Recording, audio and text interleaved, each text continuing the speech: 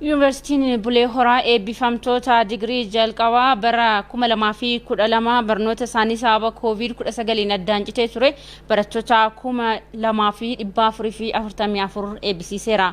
Gabaasa waajjira dhimmoota kominikeeshinii godina Gujii Lixaarraa nu qaqqabee Abibaayyuu Kafaniitu dhiyeessa. Yuunivarsiitiin Bulee Horaa eebbifamtoota digirii jalqabaa bara 2012 sababa COVID-19 barnootni isaanii addaan citee ture 2444 eebbiseera. Eebbifamtoota kanneen keessaa 917 dubartootadha.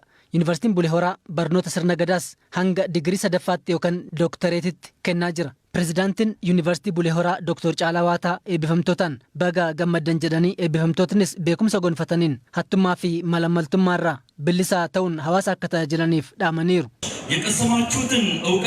Dandeettii fi beekumsa gonfattan hannaa fi malamaltummaarraa qulqullooftanii galma badhaadhina Itoophiyaaf cimtanii akka hojjettaniif adaraa isiniinan jedha. Bulchaan godina Gujii Lixaa fi itti aanaan walitti qabaa boordii Yuunivarsiitii Bulee Horaa obbo Tafarii Wandefiraawus beekumsa argataniin jijjiiramaa fi badhaadhina biyyattiif cimanii akka hojjetaniif dhaamaniiru. Vaayirasii koronaa irraa of eeggannoo taasistanii keessattuu rakkoo nageenyaa keessa teessanii tokkummaa keessan cimsitanii barnoota xumuruun keessan goota barnootaa isin taasiseera.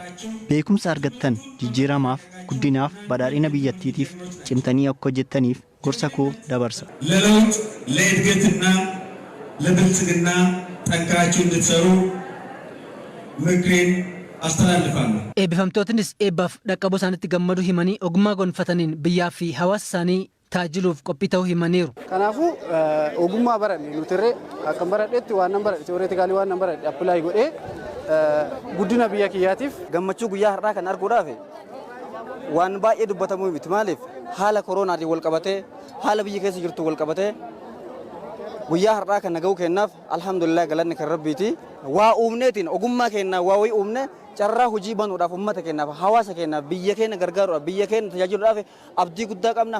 Yuunivarsiitiin Bulee Horaa bara 2003 hojii baruu fi barsiisuu kan eegale yoo ta'u yeroo ammaatti barattoota 17,000 ol simatee sagantaa garaagaraatiin barsiisaa jira. Yuunivarsiitichi hanga ammaatti barattoota 8,000 olis eebbisiiseera.